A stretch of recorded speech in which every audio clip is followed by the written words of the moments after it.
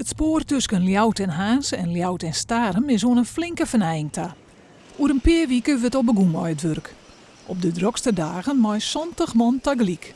Dag en nacht gaat het trom. De eerste is van Leeuwarden naar Harlingen en dat is vanaf 20 juli tot 28 juli.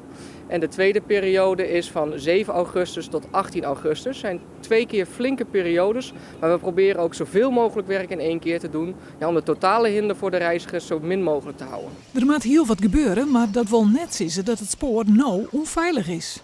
Nee, het spoor is helemaal in orde. We laten ook echt geen terreinen rijden over het spoor als we niet zeker weten dat het goed is. Maar we willen ook graag het goed houden. En daarom is het nodig om te investeren in het spoor.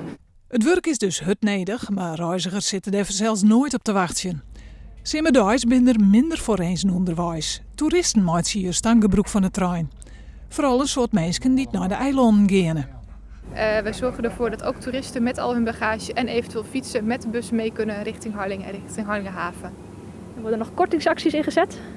We gaan wel even een leuke tegemoetkoming doen voor de reiziger. Wat dit precies is, kan ik op dit moment nog niet zeggen. Dat blijft dan nog even een verrassing. Er wordt net alleen aan het spoor werken. Jelwie 2015 wordt ook het beveiligingssysteem aanpakt. Nou moet de machinist maar de hoorn het lucht op green zetten.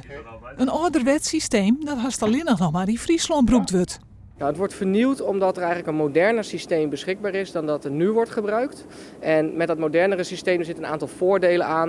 Er zal bijvoorbeeld betere reisinformatie ook mogelijk zijn. En ook kunnen we misschien op onderdelen nog wat betere treinverkeer met elkaar aansturen. Eind augustus rieden de trein naar Starem en Haas.